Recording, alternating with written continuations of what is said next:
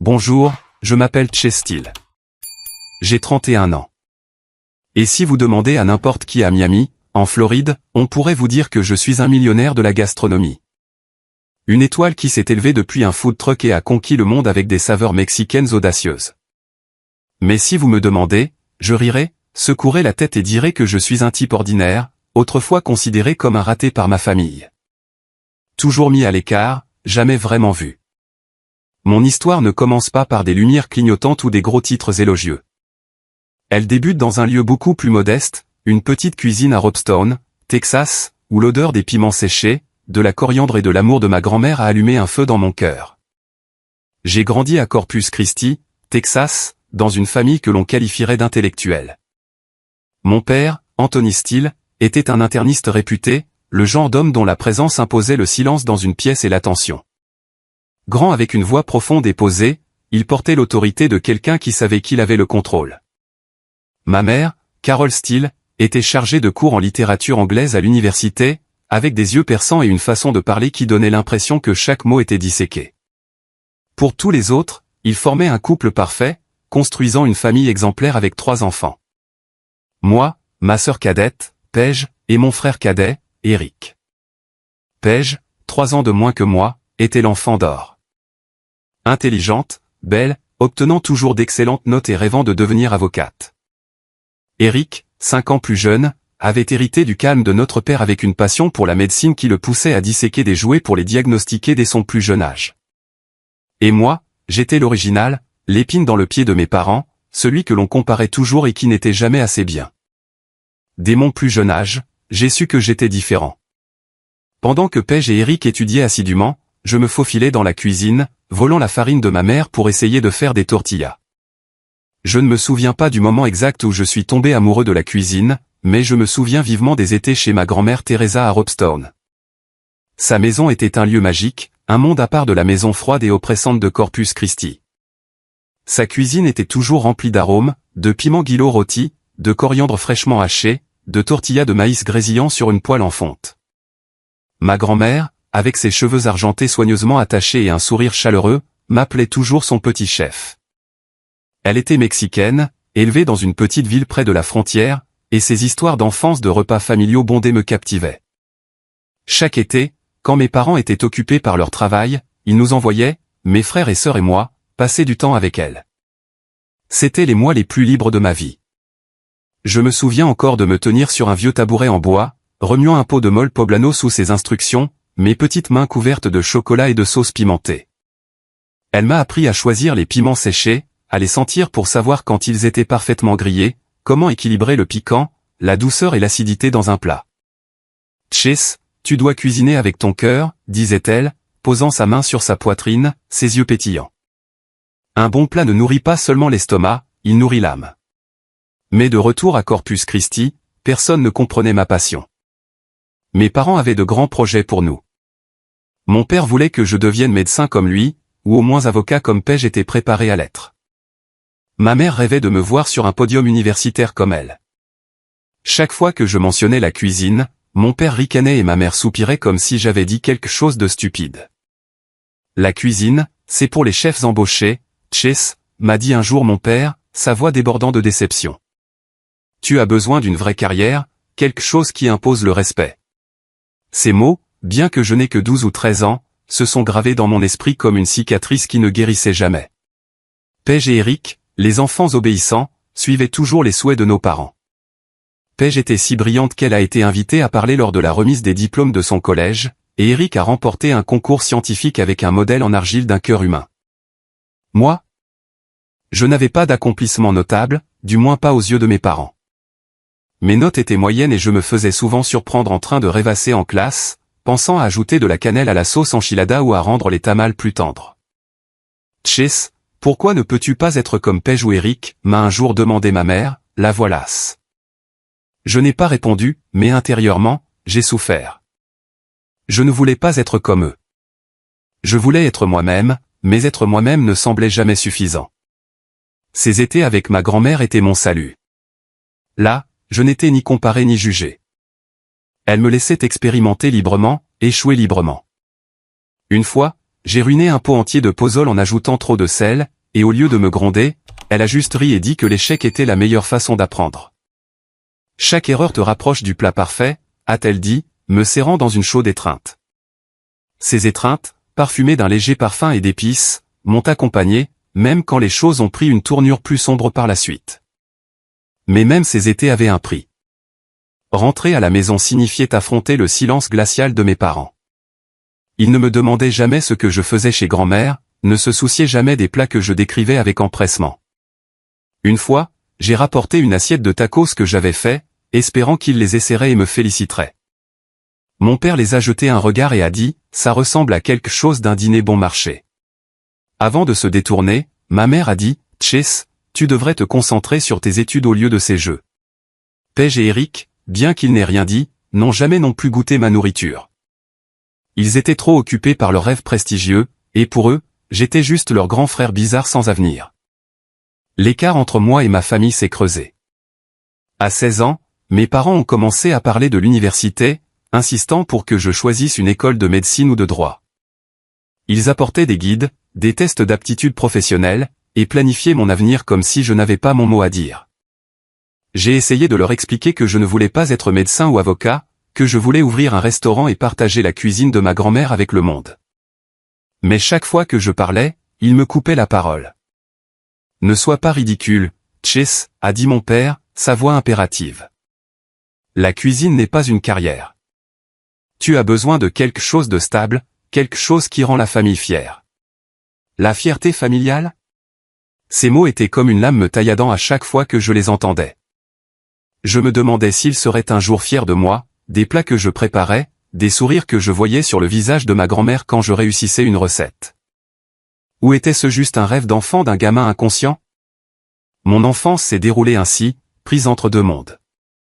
L'un rempli d'amour et de liberté dans la cuisine de ma grand-mère, et l'autre rempli de pression et de jugement à la maison.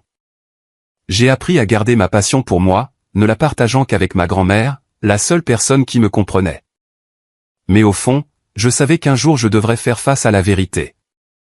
Pour poursuivre mon rêve, je devrais tout sacrifier. Ma famille, ma sécurité, et l'endroit que j'appelais autrefois chez moi. À 18 ans, tout a changé. Ce fut le moment où j'ai pris la plus grande décision de ma vie. Un choix qui a conduit ma famille à me renier et m'a propulsé dans un voyage à la fois douloureux et radieux. Bien que qualifié de raté, bien qu'écarté, je n'ai jamais cessé de croire au feu que ma grand-mère avait allumé dans mon cœur. Ce feu m'a guidé à travers les jours les plus sombres, me menant à une lumière que ma famille n'avait jamais cru que j'atteindrais. Cet été-là, je venais d'obtenir mon diplôme de fin d'études secondaires. Pendant que mes amis étaient occupés à postuler dans des universités prestigieuses, je m'asseyais dans ma chambre, regardant la pile de documents d'admission à l'université que mes parents avaient laissés sur mon bureau. Des guides épais, des brochures sur les écoles de médecine et de droit, et des promesses d'un avenir stable m'étouffaient. Mes parents avaient un plan. J'étudierais la médecine ou le droit, j'obtiendrais un diplôme prestigieux et je ferais partie de l'héritage familial des styles. Mais chaque fois que je regardais ces papiers, je voyais la cuisine de ma grand-mère, j'entendais ses rires et je sentais l'odeur des piments rôtis et des tortillas de maïs grillés. Je savais que je n'appartenais pas à une clinique ou à un tribunal. J'appartenais à une cuisine, à créer des plats qui faisaient sourire les gens, comme ma grand-mère l'avait fait pour moi. La décision de refuser l'université n'était pas un choix impulsif. Elle s'était développée au fil des années à travers les secousses déçues de mon père, les soupirs de ma mère, et les regards froids de Paige et Eric. J'en avais assez d'essayer d'être quelqu'un que je n'étais pas. Je voulais vivre en accord avec moi-même, transformer ma passion pour la cuisine en carrière, même si cela signifiait défier toutes les attentes de ma famille. L'idée d'un food truck a commencé à prendre forme dans mon esprit. Je me voyais conduire un vieux camion déglingué peint en rouge vif comme des piments séchés, parcourant les environs pour vendre des tacos et des enchiladas infusés de l'essence de ma grand-mère, mais réimaginés à ma manière. Ce n'était pas juste un travail. C'était un rêve, un moyen de garder ma grand-mère vivante dans chaque plat. Mais parler de ce rêve à mes parents était un autre défi. Je savais qu'ils ne comprendraient pas. J'ai repoussé cela pendant des mois, laissant la peur et l'espoir lutter en moi. Finalement, un soir d'août, lors du dîner familial, j'ai rassemblé tout mon courage. Mon père était assis en tête de table, parlant d'une prochaine conférence médicale.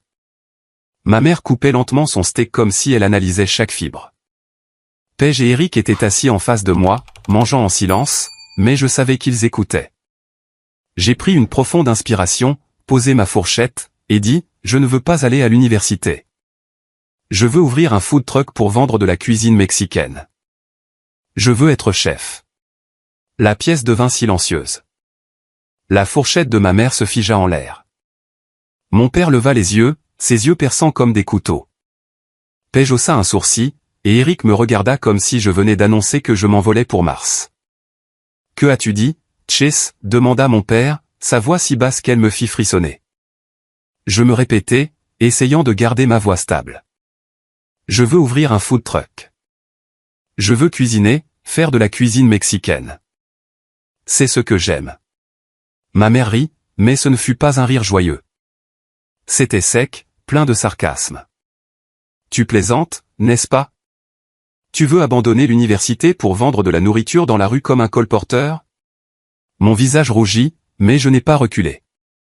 Ce n'est pas du colportage. C'est ma passion.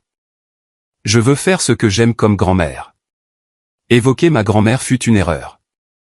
Mon père frappa sa main sur la table, faisant trembler les assiettes. Ne mélange pas ma mère là-dedans, Chase, rugit-il.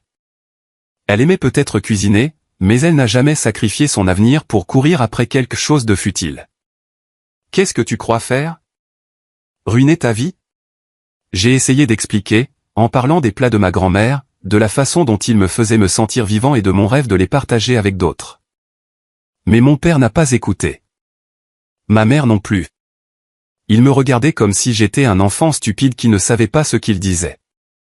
Tu n'iras nulle part avec ce food truck, dit ma mère, sa voix glaciale. Tu échoueras, et tu regretteras de ne pas nous avoir écoutés. Paige, qui parlait rarement pendant les disputes, intervint. Chase, es-tu sûr? Je veux dire, tu es bon en cuisine, mais ce n'est pas une vraie carrière. Eric hocha la tête, sans rien dire. Je les regardais, mes jeunes frères et sœurs, avec qui j'avais joué et partagé des étés, prenant maintenant le parti de nos parents, me voyant comme un étranger. La dispute dura des heures, mais n'aboutit à rien. Mes parents déclarèrent que si je refusais l'université, ils me coupaient tout soutien financier. Tu veux nager tout seul? Très bien, dit mon père, la voix épaisse de colère. Mais ne t'attends pas à ce que nous soyons là quand tu te noieras. Ma mère était plus douce, mais ses mots me blessaient davantage. Chase, nous voulons seulement ce qu'il y a de mieux pour toi. Mais si tu choisis cette voie, tu es seul. Je quittai la table du dîner le cœur lourd. Cette nuit-là, je me suis allongé dans mon lit, fixant le plafond, me demandant si je faisais une erreur.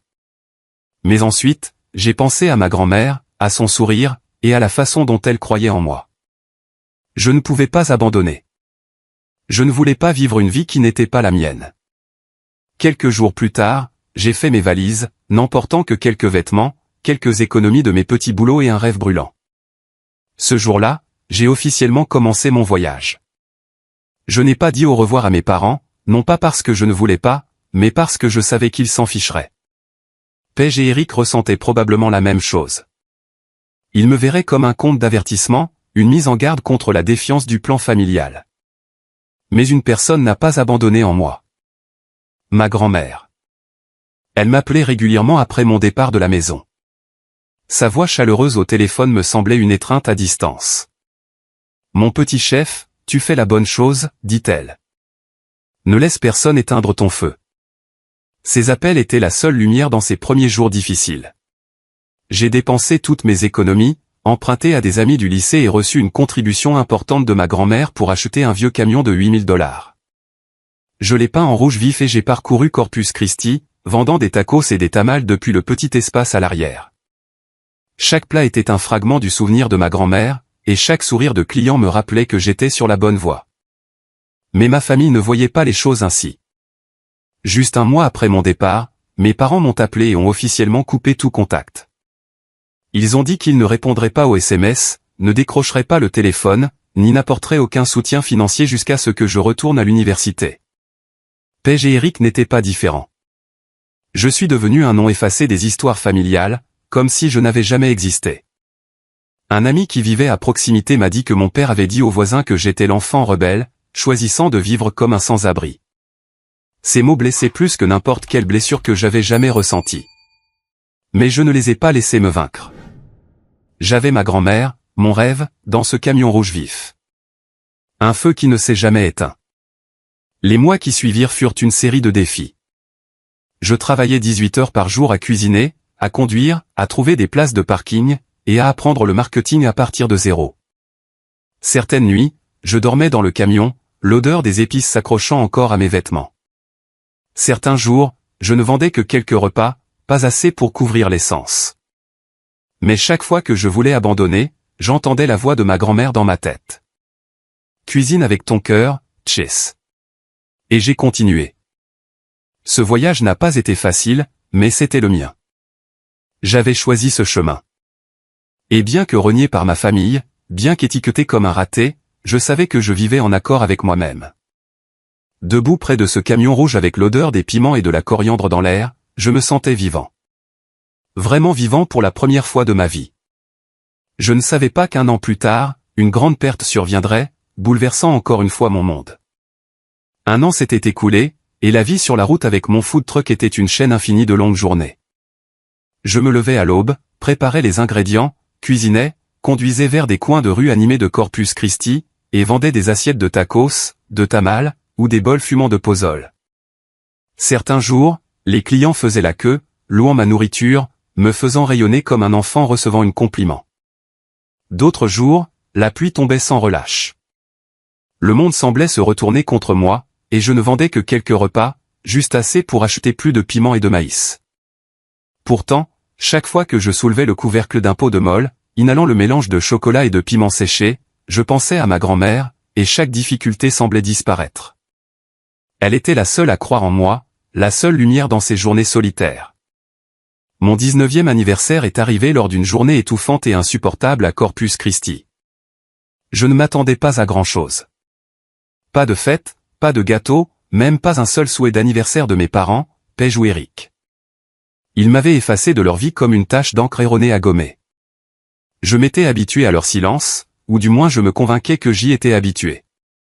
Je prévoyais de me faire plaisir avec un simple repas dans le camion, peut-être une assiette de tacos fait maison et une bière fraîche, en regardant le coucher de soleil depuis le siège arrière. Mais cet après-midi-là, alors que je coupais de la coriandre dans la minuscule cuisine du camion, un camion de courrier est arrivé. Un petit paquet est arrivé, adressé à moi dans l'écriture penchée familière de ma grand-mère Teresa. Mon cœur s'est emballé. Elle avait toujours eu un moyen de me faire sentir aimé, même quand le monde se détournait. J'ai déchiré le paquet, révélant un vieux cahier relié en cuir, noué avec une fine ficelle. Une petite note s'en est échappée, écrite de sa main. Mon petit chef, ceci est un cadeau de mon cœur pour toi. Continue de cuisiner et n'oublie jamais qui tu es. Joyeux 19e anniversaire. Avec tout mon amour, ta grand-mère Teresa. J'ai ouvert le cahier et mon cœur a semblé s'arrêter. Chaque page contenait une recette méticuleusement manuscrite par elle. Du mole poblano que j'ai appris à 8 ans au réconfortant sopa de fideo qu'elle préparait chaque fois que j'attrapais un rhume. Certaines pages avaient des photos collées. Moi debout sur un tabouret en bois, le visage barbouillé de farine de maïs, souriant à pleines dents, ou elle me montrant comment rouler une tortilla. À la fin de chaque recette, elle écrivait de courtes notes comme des rappels. Ajoute un peu d'amour, Chess, ou ça a meilleur goût quand tu souris. Je me suis effondré sur le sol du camion, les larmes coulant sur mes joues. Ce n'était pas juste un cahier. C'était son monde, son amour pour moi. La preuve que je n'étais pas seul. Je l'ai appelée immédiatement, voulant la remercier, lui parler du camion et des clients qui aimaient ma nourriture. Le téléphone a sonné et sa voix est arrivée, aussi chaleureuse que le soleil d'été. Mon petit chef, s'est-elle exclamée quand elle m'a entendu. Aimes-tu mon cadeau? J'ai ri, lui disant comment j'avais lu chaque page, comment je pouvais presque sentir l'odeur des piments séchés sur le papier comme s'il portait le parfum de sa cuisine. Elle a ri de bon cœur, sa voix légèrement mais pleine de vie, me pressant d'essayer sa nouvelle recette de Chilrelno. Nous avons parlé pendant des heures de nourriture, de mes rêves, et de combien elle était fière d'entendre parler de mes journées chargées dans le camion. Tu t'en sors tellement bien, Chess, dit-elle doucement. Ne laisse personne éteindre ton feu. Je ne savais pas que ce serait notre dernière conversation. Les jours qui suivirent virent Corpus Christi entrer dans sa saison touristique, avec des visiteurs affluents sur les plages du centre-ville. L'air vibrait d'énergie, le soleil doré se mêlant au son des vagues, de la musique et des gens qui s'appelaient. Mon food truck rouge vif est devenu un arrêt favori pour de nombreux touristes. Du petit matin à la fin de soirée, des files d'attente se formaient devant le camion, les gens attendant patiemment des tacos chauds et des tamales parfumés. L'arôme de la viande grillée, du maïs cuit à la vapeur et des épices mexicaines flottait dans l'air, attirant encore plus de clients. Je grillais, j'emballais, et j'annonçais les commandes, mes mains jamais inactives. La sueur coulait sur mes tempes, mais je ne me sentais pas fatigué. Chaque sourire satisfait, chaque compliment sincère me donnait l'énergie de continuer à servir. Puis, par une fraîche journée d'été, j'ai eu une journée de vente exceptionnelle. J'ai vendu tous mes ingrédients tôt, plus tôt que jamais. J'étais ravi, imaginant comment ma grand-mère rirait quand je le lui raconterais. Je l'ai appelé, désireux de partager cette petite victoire, de lui dire à quel point les clients adoraient mes tacos al pastor. Mais le téléphone a sonné sans réponse. J'ai appelé encore, puis une troisième fois. Toujours rien. J'ai envoyé un SMS, tapant un long message sur la journée, lui demandant si elle allait bien. Le message s'est affiché comme envoyé, mais aucune réponse n'est venue. Un sentiment de malaise s'est installé. Ma grand-mère ne manquait jamais mes appels. J'ai essayé de me rassurer, me disant peut-être qu'elle faisait une sieste ou qu'elle était au marché, mais l'anxiété grandissait comme un nuage noir au-dessus de mon esprit. Je ne pouvais plus attendre. J'ai fermé le camion, j'ai emballé mes affaires, et j'ai conduit directement à Ropstone. Le trajet de 4 heures semblait interminable, mais je n'étais pas fatigué. Je voulais juste la voir, entendre sa voix, et savoir qu'elle allait bien. Quand je suis arrivé, il faisait noir. Sa maison se dressait sous le clair de lune, mais aucune lumière n'était allumée. Elle se tenait froide et sans vie, comme une ombre sans âme. J'ai frappé, appelé son nom, mais seul le vent m'a répondu. Mon cœur battait fort, la peur me serrant la poitrine. J'ai couru chez la voisine, Rosa, de l'autre côté d'un petit champ. Rosa a ouvert la porte, ses yeux remplis de chagrin et de surprise en me voyant. « Chase, tu viens si tard ? » « Quelque chose ne va pas ?» a-t-elle demandé, posant une main sur mon épaule. « Je suis tellement désolé pour le décès de ta grand-mère. » Je me suis figé comme si le monde s'écroulait sous mes pieds. « Que veux-tu dire ? » « Où est ma grand-mère ?» ai-je demandé, incapable de croire ce que j'avais entendu. Les yeux de Rosa s'écarquillèrent. « Tu ne savais pas ? Ta grand-mère est décédée il y a 3 semaines. » Je suis resté là, comme transformé en glace. Ma grand-mère est morte il y a 3 semaines ? Pourquoi personne ne m'a-t-il dit ce qui s'est passé ? Rosa a commencé à expliquer. Ma grand-mère était tombée dans les escaliers en attrapant un bocal de piment séché sur une étagère haute. Sa tête a heurté le bord d'une table. Elle a été transportée d'urgence à l'hôpital, mais la blessure à la tête était trop grave. Elle est décédée quelques heures plus tard. Mes parents avaient organisé ses funérailles. Rosa a dit qu'elle ne m'avait pas vu là et supposait que j'étais trop occupé pour y assister. Je ne savais pas qu'il te cachait ça, dit-elle, la voix étranglée. J'ai eu l'impression qu'on m'avait poignardé le cœur. Mes parents, Paige, Eric, aucun d'eux ne m'a parlé de la mort de ma grand-mère. Ils l'ont laissé partir sans un mot pour moi.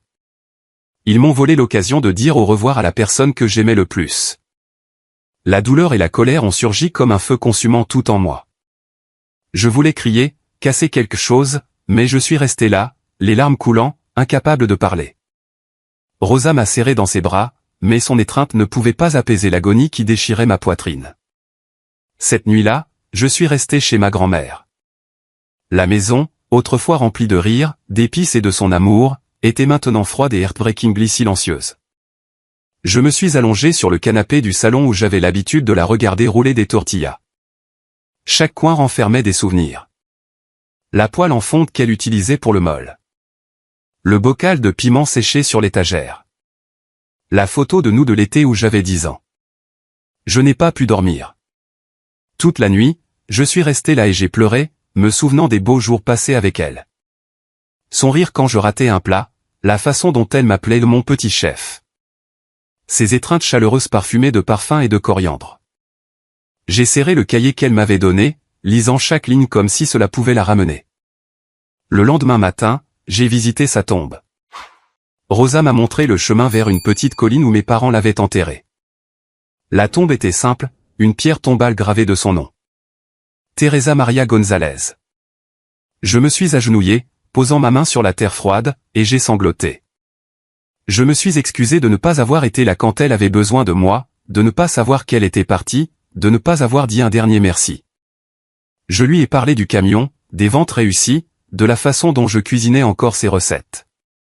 Mais mes mots n'étaient que des murmures dans le vent, incapables de l'atteindre plus. La colère contre ma famille brûlait toujours en moi. Il ne m'avait pas seulement renié. Il m'avait privé de la chance de dire au revoir à ma grand-mère. J'ai appelé ma mère, mon père, Paige et Eric. Personne n'a répondu. Les longs bips des appels sans réponse me poussaient au bord de la folie. Je suis retourné au camion, le cahier de ma grand-mère à côté de moi comme un compagnon. J'ai lu ses recettes, ses mots, et j'ai senti sa présence dans les plats, dans l'odeur des piments et de la coriandre. Mais la douleur de la perdre, d'être rejeté par ma famille, a laissé une cicatrice qui ne guérirait jamais. J'ai juré de ne pas les laisser me vaincre. Je continuerai à cuisiner, à vivre mon rêve, non pas pour leur prouver quoi que ce soit, mais pour honorer ma promesse à ma grand-mère. Dans les jours qui ont suivi la mort de ma grand-mère, j'étais comme un animal blessé, me retirant silencieusement dans mon food truck rouge. Corpus Christi ne ressemblait plus à une maison, juste un endroit où je travaillais, où j'essayais de transformer mon rêve en réalité. Chaque matin, je me levais à 4 heures, préparant les ingrédients, roulant les tortillas, rôtissant les piments séchés et cuisant des pots de mol selon les recettes de ma grand-mère. Je les modifiais légèrement, ajoutant une pincée de cannelle ou allégeant les piments pour s'adapter aux goûts américains, mais je gardais toujours son âme dans chaque plat. Chaque assiette de tacos, chaque bol de pozole était un rappel que je faisais ce qu'elle voulait, cuisiner avec mon cœur. Mais le voyage était loin d'être facile. Lancer un food truck était une bataille, et j'étais un jeune de 19 ans sans expérience, sans argent, et sans soutien. J'ai dû tout apprendre. Comment choisir des emplacements à forte affluence, comment fixer le prix des ingrédients pour éviter les pertes, comment sourire aux clients même quand mon cœur se brisait. Certains jours, je conduisais pendant des heures pour trouver un bon endroit pour me garer, seulement pour être chassé par la sécurité pour manque de permis. J'ai demandé des permis mais j'ai été rejeté pour des raisons vagues où j'ai été confronté à une concurrence acharnée d'autres food trucks, certains prêts à jouer sale pour garder leur place. Une fois, je me suis garé près d'un marché nocturne, espérant une grosse journée. Mais à la fin, j'ai trouvé mon pneu crevé et un autre propriétaire de camion m'a souri au loin. Je n'avais aucune preuve, aucun recours.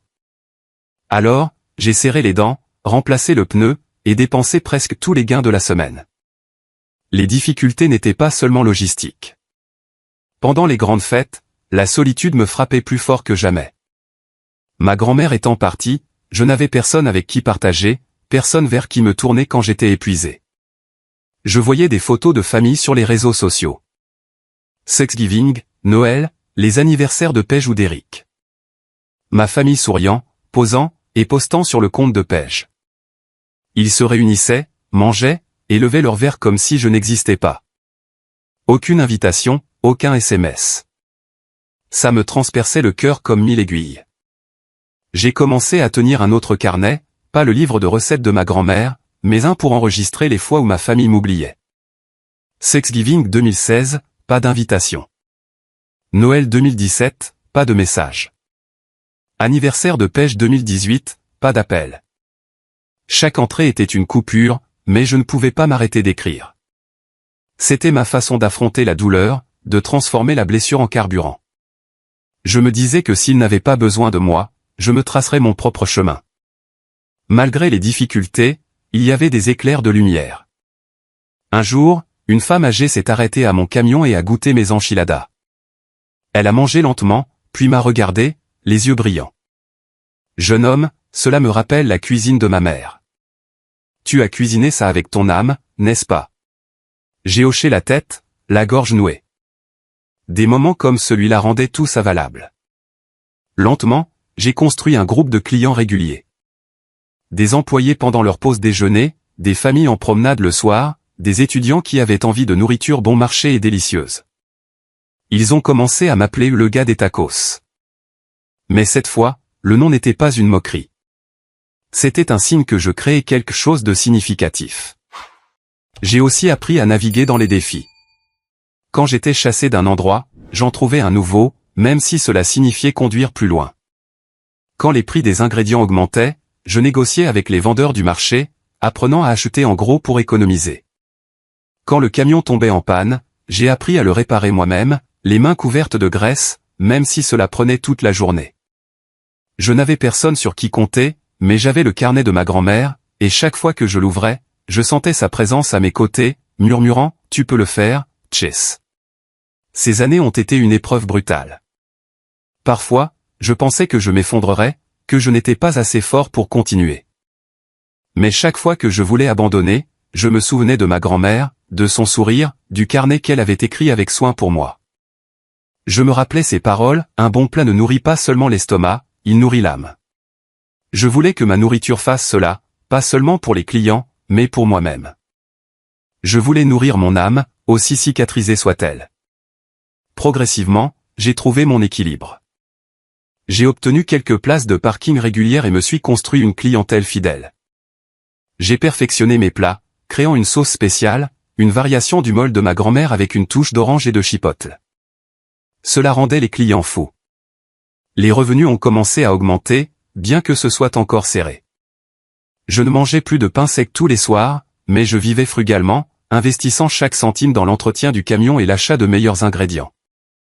Je ne savais pas que quelques années plus tard, une grande opportunité se présenterait, ouvrant des portes vers de nouveaux horizons. Mais dans ces jours difficiles, je savais seulement que je devais continuer à cuisiner, continuer à enregistrer les fois où j'étais oublié, et garder allumée la flamme que ma grand-mère avait allumée en moi. C'est ainsi que j'ai survécu. Comment j'ai transformé la douleur en force. Et comment j'ai commencé à me faire un nom. Chestil, le gars des tacos qui n'a jamais abandonné. 4 ans s'étaient écoulés depuis mon départ de chez moi, et j'avais appris que le succès n'est pas facile, mais qu'il n'est pas impossible. À 23 ans, j'ai commencé à voir la lumière au bout du tunnel. Mon food truck rouge, bien que vieux et rayé, était devenu un élément familier de Corpus Christi. Les clients venaient non seulement pour la nourriture délicieuse, mais aussi pour l'histoire que je racontais à travers chaque plat. Des recettes d'inspiration mexicaine de ma grand-mère, adaptées aux goûts locaux. Parmi elles, une chose a tout changé. Ma sauce spéciale. Je l'ai appelée salsa de Teresa, une variation du molle de ma grand-mère infusée de zeste d'orange frais, de chipotle fumé et d'une touche de cannelle pour un équilibre parfait entre épicé, sucré et riche. J'ai passé des mois à expérimenter dans la cuisine exiguë du camion, jetant d'innombrables lots pour avoir été trop épicé, trop sucré, ou manquant de l'âme que je voulais. Mais quand je l'ai perfectionné, les clients sont devenus fous. Ils faisaient la queue plus longtemps, commandaient des assiettes supplémentaires juste pour avoir plus de sauce, et certains demandaient si je la vendais en bocaux. Guy des tacos, est-ce de la magie, a ri un client régulier, tenant une assiette de tacos sauce. J'ai juste souri, mais intérieurement, je savais que ce n'était pas de la magie. C'était l'amour de ma grand-mère versé dans chaque goutte. Grâce à la salsa de Teresa, l'activité a décollé. Les revenus ont augmenté régulièrement, et j'ai économisé suffisamment pour acheter un autre camion, puis un autre. En quelques mois, j'ai étendu mon activité à 5 food trucks rouges opérant à travers Corpus Christi et les villes voisines. J'ai embauché quelques employés, de jeunes gens passionnés qui aimaient cuisiner autant que moi, et je leur ai enseigné les recettes de ma grand-mère. Bien que j'ai gardé la salsa de Teresa secrète, je ne dormais plus dans le camion ni ne mangeais de pain sec tous les soirs. J'ai loué un petit appartement, suffisant pour un lit décent, bien que je passe encore la plupart de mon temps dans le camion à cuisiner et à interagir avec les clients. Chaque jour, j'ouvrais le carnet de ma grand-mère, lisais ses recettes, et sentais sa présence quelque part, fier de moi. Les médias locaux ont commencé à remarquer. Un jour, une journaliste du Corpus Christi Calais Times s'est arrêtée, a goûté mes enchiladas, et a demandé si elle pouvait écrire sur le gars des tacos qui prenait la ville d'assaut. J'ai rougi, peu habitué à l'attention, mais j'ai accepté. L'article est sorti avec le titre « Du camion au cœur, le voyage culinaire de Chestil ». Il détaillait mon histoire, comment j'avais abandonné l'université pour poursuivre ma passion, les plats mexicains que j'avais appris de ma grand-mère.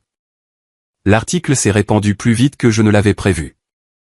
Les foules se sont multipliées et les chaînes de télévision locales m'ont invité dans des émissions matinales. Je me tenais devant les caméras, les mains tremblantes alors que je tenais une poêle. Mais j'ai partagé mon histoire sur ma grand-mère, mon rêve, et comment je voulais apporter de la joie à travers chaque plat. Cuisiner n'est pas juste un travail, ai-je dit dans une interview. C'est ma façon de garder ma grand-mère en vie. Mais même lorsque les projecteurs ont commencé à briller, je me suis senti seul. Je continuais à tenir mon carnet des oubliés, enregistrant les fois où ma famille m'avait négligé. Ce Thanksgiving, j'ai vu des photos de mes parents, Paige et Eric en ligne, rayonnant lors d'une réunion de famille. Pas d'invitation, ai-je écrit, serrant le stylo fermement. Pour l'anniversaire d'Eric, j'ai envoyé un SMS lui souhaitant le meilleur. Pas de réponse. Pas de retour, ai-je ajouté. Chaque entrée était une blessure, mais je ne les ai pas laissés me décourager. J'ai transformé la douleur en moteur, versant mon cœur dans mon travail. À 24 ans, une opportunité plus grande que tout ce que j'avais imaginé est arrivée. MasterChef US. J'ai vu l'appel à casting en ligne pour la prestigieuse compétition culinaire où des chefs talentueux de toute l'Amérique se battaient pour devenir une star. J'ai ricané, pensant que je n'avais aucune chance. J'étais juste un gars de food truck sans diplôme, sans formation culinaire formelle. Mais une partie de moi, celle qui entendait encore les murmures de ma grand-mère, m'a poussé à essayer. Si tu n'essaies pas, comment sauras-tu jusqu'où tu peux aller, me suis-je dit. J'ai soumis une candidature avec une courte vidéo de moi cuisinant les chili-relleno de ma grand-mère, partageant mon parcours. Je ne m'attendais pas à grand-chose, je pensais juste qu'au moins j'avais osé essayer. Un mois plus tard, j'ai reçu un email des organisateurs. J'étais sélectionné pour le tour préliminaire à Houston. J'ai été stupéfait, relisant l'email incrédule.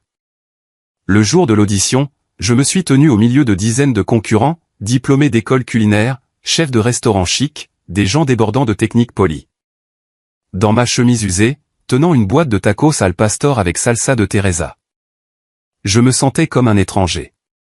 Quand ce fut mon tour, je me suis approché, et placé mon plat devant 3 juges renommés, et ai partagé mon histoire. Ma grand-mère, le camion, comment chaque plat était un fragment de mémoire. J'ai vu leurs sourcils se lever, incertains si c'était de la surprise ou du scepticisme. Puis ils ont goûté la nourriture. Silence. Le chef juge, un chef connu pour son regard perçant, a mâché lentement, puis m'a regardé. « Où avez-vous appris à cuisiner ça ?» a-t-il demandé. J'ai répondu, la voix tremblante, de ma grand-mère dans sa petite cuisine à Ropstone. Il a hoché la tête et puis un miracle s'est produit. Ils m'ont félicité. Cette sauce est un chef-d'œuvre, a dit un autre juge. Vous avez une histoire et ce plat la raconte parfaitement. J'ai passé le tour préliminaire, puis le suivant et le suivant. Chaque tour, j'apportais un des plats de ma grand-mère réimaginés à ma manière. Et chaque fois, je gagnais les juges, pas seulement par le goût, mais par le cœur que j'y mettais. Le parcours de MasterChef n'a pas été facile. J'ai affronté des défis épuisants. Cuisiner des plats français que je n'avais jamais essayés, préparer des desserts dont je ne savais pas par où commencer, ou créer des assiettes de haute cuisine sous des délais serrés. Parfois, je voulais abandonner, sentant que je n'étais pas à ma place. Mais chaque fois que j'ouvrais le carnet de ma grand-mère, lisais ces mots, « Cuisine avec ton cœur », et j'ai continué. J'ai partagé mon histoire dans chaque épisode, et les téléspectateurs ont commencé à m'aimer. Pas parce que j'étais le meilleur chef, mais parce que j'étais moi-même, un gars des tacos avec un grand rêve. La finale a été un tourbillon d'émotions. J'ai affronté un jeune chef new-yorkais avec une technique impeccable et une confiance de tous les instants. Le défi était de créer un menu de 3 plats qui me représentaient. J'ai fait un sopa de fideo en entrée, des chili-relleno avec salsa de Teresa en plat principal et un caramel flan avec une touche d'orange en dessert. Tous inspirés par ma grand-mère. Alors que les juges goûtaient, je me tenais là, le cœur battant, les mains tremblant tellement que je les ai cachées dans mes poches. Ils étaient silencieux. Puis le chef juge s'est levé, m'a regardé et a dit, « Chase, tu as apporté ton âme à cette table. C'est de la vraie cuisine. » Quand ils m'ont annoncé gagnant, je me suis effondré sur mes genoux, les larmes coulant. J'avais réussi. J'avais tenu ma promesse à ma grand-mère. Après MasterChef, les médias m'ont surnommé la star culinaire du food truck. Articles, interviews, et offres de collaboration ont afflué. J'étais submergé de joie. Pour la première fois de ma vie, je n'étais pas seulement reconnu. J'étais aimé, célébré, recherché. Ceux qui se moquaient de moi autrefois, qui me traitaient de gars des tacos avec mépris, me regardaient maintenant avec admiration. Gagner MasterChef n'a pas seulement apporté la gloire. Cela a ouvert des portes que je n'avais jamais osé rêver. Des investisseurs ont commencé à m'approcher. Des gens en costumes élégants parlant avec enthousiasme des opportunités et du personal branding d'une manière à laquelle je n'étais pas habitué. L'un d'eux, James Carvey, un titan de la scène culinaire de Miami, m'a invité dans un restaurant chic pour parler affaires. Je suis entré, portant toujours ma chemise usée et mes chaussures éraflées, me sentant déplacé parmi les verres à vin et les nappes blanches immaculées. Carvey m'a regardé, a souri, et a dit, « Chase, tu as une histoire, un talent, et quelque chose que personne d'autre n'a. La salsa de Teresa. Je veux t'aider à en faire un empire. » Stupéfait, j'ai hoché la tête. Et ce hochement de tête a tout changé. À 25 ans, j'ai ouvert mon premier restaurant, Chase's Cocina, situé au cœur de Miami. C'était un lieu spacieux avec des murs peints du même rouge vif que mon premier food truck. Le menu mélangeait les plats mexicains traditionnels de ma grand-mère avec mes propres créations, la salsa de Teresa étant la star éclatante. Les clients affluaient, des amateurs de cuisine occasionnelle aux critiques exigeants. Ils venaient non seulement pour la nourriture, mais aussi pour mon histoire. Un gars de food truck renié par sa famille, maintenant au sommet. Les articles ont qualifié Chase's Cocina de souffle d'air frais de cuisine mexicaine en Amérique, et j'ai été à nouveau salué comme l'étoile du food truck. Le succès est venu plus vite que je ne l'avais imaginé. En 2 ans, j'ai ouvert 3 autres restaurants. Un à Miami, un à Austin, et un à Los Angeles. Chacun était une étape importante, un rappel que j'avais accompli ce que mes parents avaient autrefois qualifié de stupide. J'ai fait équipe avec des investisseurs majeurs qui m'ont aidé à passer à l'échelle supérieure. De la construction des chaînes d'approvisionnement à l'embauche de chefs talentueux, j'ai gardé la salsa de Teresa secrète, préparant personnellement les premiers lots pour chaque restaurant, un moyen de garder ma grand-mère présente. Les clients l'adoraient, et les critiques culinaires écrivaient de longues critiques disséquant les couches de saveur de ma sauce. L'un d'eux l'a même qualifié de symphonie d'émotions. Et j'ai souri, pensant que ma grand-mère devait rire de bon cœur quelque part au paradis. Ma richesse a augmenté rapidement, au-delà de tout ce que j'avais imaginé. À 29 ans, j'avais plus de 100 millions de dollars, un chiffre qui me stupéfiait chaque fois que j'y pensais. J'ai déménagé de mon petit appartement de Corpus Christi à un penthouse à Miami avec des fenêtres donnant sur l'océan scintillant. J'ai acheté une nouvelle voiture, non pas pour frimer, mais parce que j'étais fatigué de réparer le vieux camion. Je suis apparu dans des émissions de télévision nationale, de Good Morning America à Food Network, cuisinant pour des millions de personnes et partageant mon histoire sur ma grand-mère et mon parcours. J'ai reçu des milliers de messages de jeunes disant que je les avais inspirés à poursuivre leurs rêves malgré leur famille peu soutenante. Chaque message était une bombe pour mon cœur, mais pas assez pour effacer l'ancienne douleur. Malgré le fait d'être adoré par des millions de personnes, je n'avais jamais repris contact avec mes parents, Paige ou Eric.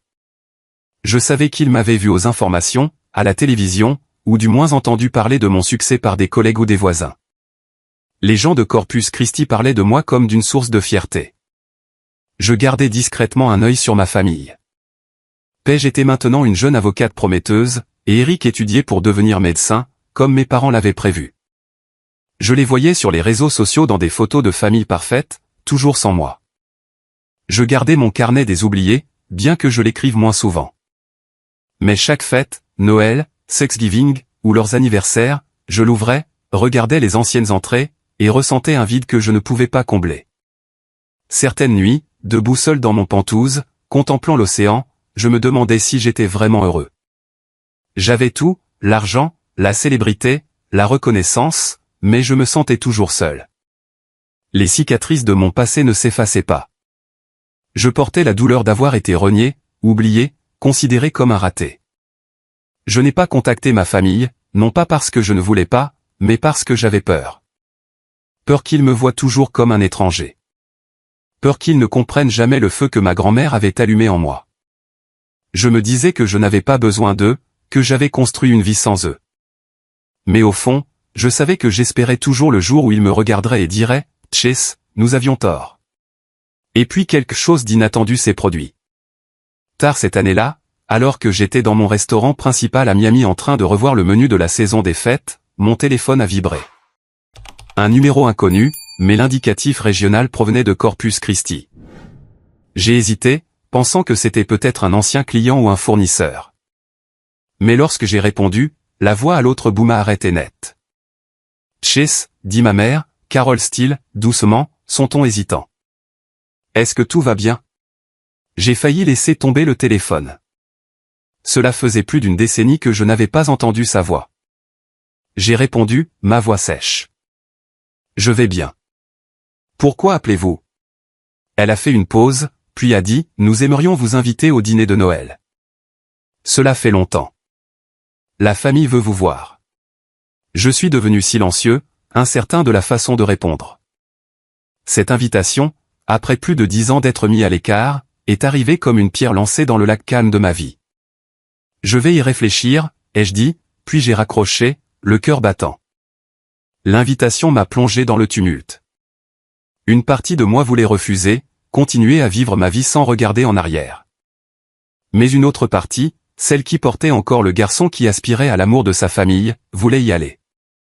J'ai ouvert mon carnet des oubliés, fixant les entrées fanées. Chaque ligne était une coupure, et je me demandais si j'avais le courage de retourner dans la maison qui m'avait autrefois rejeté. Puis j'ai pensé à ma grand-mère, ces mots résonnants, « Pardonne, Chase, mais n'oublie pas. » J'ai décidé d'y aller, non pas pour me réconcilier, mais pour les confronter ainsi que moi-même.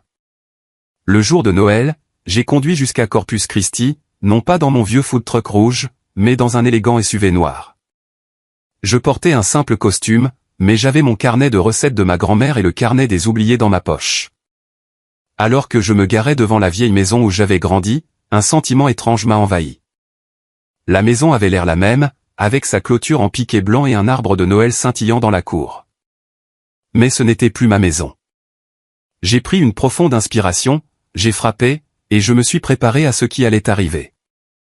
Ma mère a ouvert la porte, son sourire tendu mais chaleureux. « Chase, tu es venu, dit-elle, me serrant dans ses bras. Je n'ai pas rendu le geste. Mon père, Anthony Steele, se tenait dans le salon, aussi grand et imposant que jamais, mais ses yeux avaient une nuance plus douce. Paige et Eric étaient là, tous deux adultes, vêtus de vêtements coûteux. Paige, maintenant une avocate prospère, avait les cheveux relevés et un sourire confiant. Eric, dans sa dernière année de faculté de médecine, ressemblait étonnamment à notre père. Ils m'ont souri, et pour la première fois depuis plus d'une décennie, je me suis senti le bienvenu. Ou du moins, ils essayaient de le faire paraître ainsi.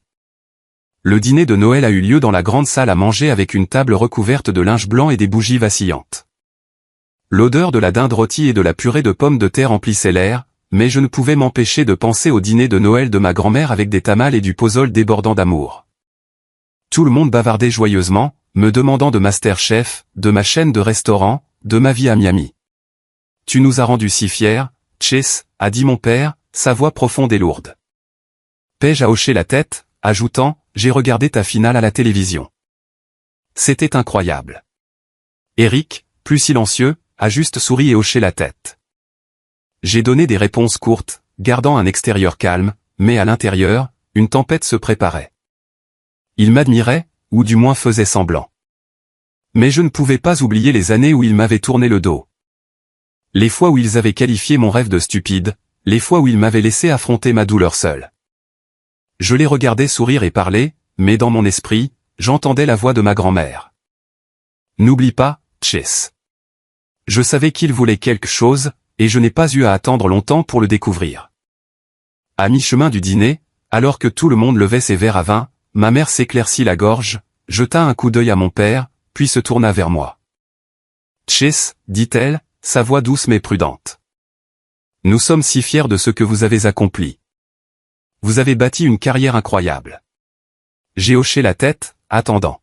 « Eric prévoit d'ouvrir une clinique à Houston après avoir obtenu son diplôme, a-t-elle poursuivi. C'est un grand projet, mais il a besoin de financement et Paige veut créer son propre cabinet d'avocats.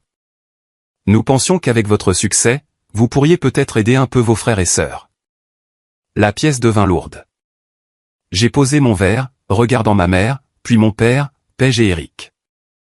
Ils me regardaient tous, leurs yeux un mélange d'espoir et d'embarras. Mon visage rougit, non pas de colère, mais d'une douleur familière. Ils ne m'avaient pas invité pour me réconcilier. Ils m'avaient invité parce que j'étais maintenant Chase Steele, le millionnaire culinaire qui pouvait les aider. J'ai souri, mais c'était un sourire de glace. J'y réfléchirai, ai-je dit calmement. Mais intérieurement, j'avais déjà ma réponse.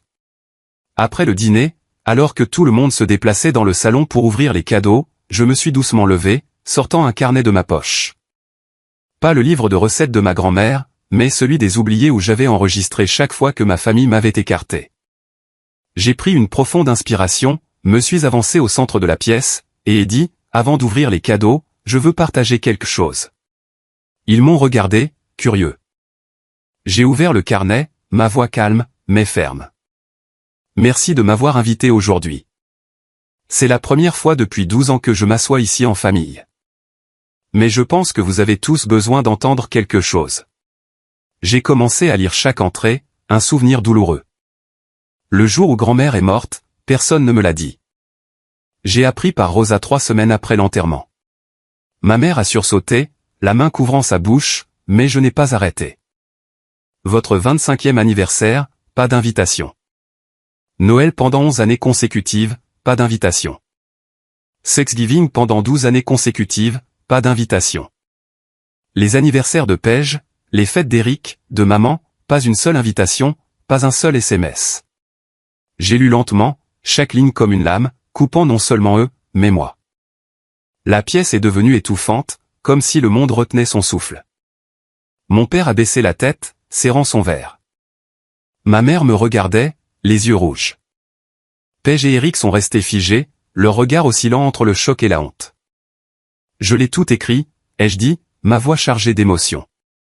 Pas pour la vengeance, mais pour me rappeler que j'ai survécu même sans aucun de vous. J'ai tout construit à partir de rien avec le carnet de grand-mère et un rêve que vous avez qualifié de stupide. Et maintenant que je réussis, vous m'invitez, non pas pour vous excuser, mais pour me demander de l'argent. Silence. Personne n'a parlé. J'ai fermé le carnet, les regardant une dernière fois. Je ne peux pas vous aider, ai-je dit, ma voix douce mais résolue. Non pas parce que je n'ai pas les moyens, mais parce que je ne peux pas oublier ce qui s'est passé. Je vous souhaite à tous un joyeux Noël. Je me suis retourné, j'ai quitté la maison, et je les ai laissés dans un silence pesant. Dehors, l'air était glacial et de petites flocons de neige ont commencé à tomber. J'ai grimpé dans mon SUV, mon regard s'attardant sur la maison, ses lumières scintillantes maintenant vides pour moi. Je n'ai pas pleuré, mais mon cœur me faisait mal. Je savais que j'avais fait la bonne chose, mais cela n'a pas diminué la douleur. J'ai conduit en emportant le carnet de recettes de ma grand-mère et celui des oubliés, sachant que mon voyage était loin d'être terminé. Les rues de Corpus Christi scintillaient sous la lueur des lampadaires et une fine couche de neige. J'ai traversé des routes familières, celles sur lesquelles j'avais fait du vélo quand j'étais enfant, rêvant de plats dans la cuisine de ma grand-mère. Mais maintenant, cette ville n'était plus chez moi. Ma maison était dans les cuisines de Chase Cocina, l'odeur du chipotle et de la coriandre fraîche, le feu que ma grand-mère avait allumé en moi. Je n'avais pas de plan précis en quittant le dîner de Noël, mais mes pieds m'ont mené à l'endroit où je savais que je devais aller, le cimetière où reposait ma grand-mère Teresa. Je me suis garé près de la route menant à la petite colline.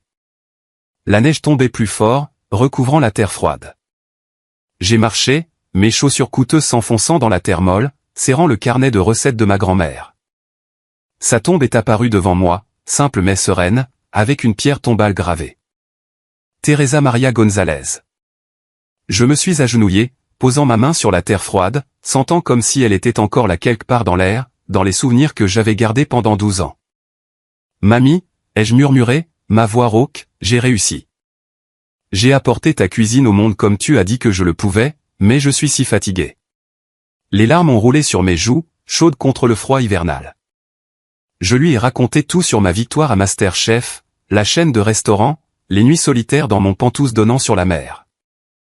Et je lui ai parlé du dîner de Noël, de la façon dont j'avais confronté ma famille, du carnet des oubliés et des entrées gravées dans mon âme. Je ne sais pas si je peux leur pardonner, ai-je dit, la voix brisée. Mais je sais que tu voudrais que je continue. Tu as toujours dit de pardonner, mais de ne pas oublier. J'essaie, mamie. J'ai ouvert son carnet de recettes à la dernière page où elle avait écrit une courte note. Chase, tu es ma lumière. Laisse cette lumière briller, peu importe à quel point le monde devient sombre. J'ai souri à travers les larmes, la sentant juste là, me serrant dans ses bras comme ces journées d'été à Ropstone quand j'étais un garçon avec des mains couvertes de farine de maïs. Je continuerai, mamie. Je promets de ne pas laisser le feu que tu as allumé s'éteindre. Assis près de sa tombe, j'ai pensé à mon parcours, d'un garçon étiqueté comme un raté à un homme qui a bâti un empire grâce à son amour de la nourriture.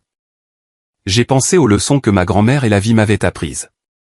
J'ai réalisé que la passion est un feu que personne ne peut éteindre si on y croit. J'avais choisi mon chemin malgré le rejet familial, malgré les doutes du monde. Je m'étais relevé maintes et maintes fois parce que je croyais aux rêves que ma grand-mère avait plantés en moi. Et j'ai réalisé que le pardon est un voyage, pas une destination. Je n'étais pas prêt à pardonner complètement à mes parents, Paige ou Eric. Les cicatrices qu'ils avaient laissées restaient dans le carnet des oubliés et dans mon cœur. Mais j'apprenais à lâcher prise, non pas pour eux, mais pour moi-même. Je ne voulais pas vivre avec de l'amertume pour toujours. Ma grand-mère a dit un jour, un bon plat a besoin d'équilibre. La vie aussi, Chase. J'essayais de trouver cet équilibre entre la douleur et l'espoir, entre le passé et le futur. Je me suis levé, j'ai essuyé mes larmes, et j'ai déposé une petite fleur près de sa tombe. Une marguerite blanche, sa préférée. Merci, mamie, ai-je dit, ma voix plus assurée. Je continuerai à te rendre fier. J'ai remonté vers ma voiture, me sentant plus léger, comme si un poids avait été soulevé. La neige tombait toujours, mais elle ne semblait plus si froide. J'ai vu un flash d'appareil photo au loin, probablement un journaliste qui m'avait repéré, comme il le faisait souvent. Mais cette fois, je m'en fichais. Je ne fuyais pas les projecteurs ni mon passé. J'étais Chase Steele, et j'avais trouvé ma lumière. Alors que je m'éloignais du cimetière, j'ai pensé aux conseils que je partagerais avec quiconque se bat pour son rêve, comme je l'ai fait autrefois. Croyez en vous-même, même lorsque personne d'autre ne le fait. Votre rêve en vaut la peine, peu importe ce que le monde dit. Trouvez un feu, une personne, un souvenir, une raison pour vous faire continuer quand les choses deviennent difficiles. Pour moi, c'était ma grand-mère et son carnet. La vie n'est jamais facile. Mais lorsque vous mettez votre âme dans ce que vous faites, vous trouverez un sens même dans les jours les plus sombres. J'ai repris la route vers Miami, les lumières de la ville émergeant devant moi comme une promesse de ce qui m'attendait. Mon voyage n'était pas terminé. Et je savais que même par les froides journées enneigées, la lumière de ma grand-mère me guiderait toujours.